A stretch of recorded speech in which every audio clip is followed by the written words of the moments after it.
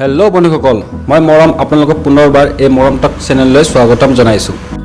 বন্ধুসকল, আজি আমি এই ভিডিঅ'টোত কিছুমান এনেকুৱা চাহৰ বিষয়ে আলোচনা কৰিম যি আমাৰ শৰীৰৰ কাৰণে বহুত উপযোগী আৰু ই শৰীৰৰ ওজন কমোৱাটো সহায় কৰে।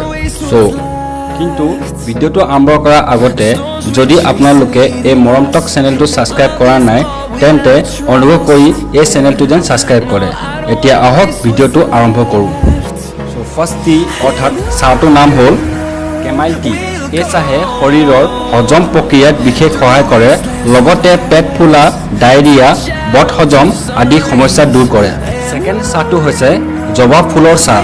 এক অধ্যয়ন অনুসৰি যদি জবা ফুলৰ চাহ আপোনালোকে 12 সপ্তাহ ধৰি খায় তেন্তে শৰীৰৰ ওজন কমোৱাত বহুত সহায় কৰে।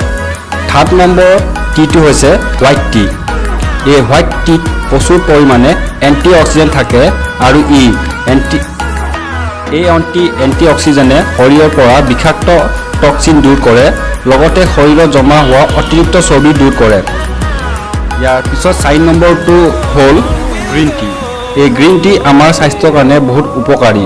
পুৱা একাপ গ্ৰীণ টিয়ে আমাৰ শৰীৰত প্ৰদান কৰে সজীৱতা, আৰু গ্ৰীণ টিত থকা এণ্টি অক্সিজেনে শৰীৰত ওজন কমোৱাৰ লগতে বিভিন্ন ধৰণৰ কেঞ্চাৰ ৰোগৰ প্ৰতিৰোধ কৰে।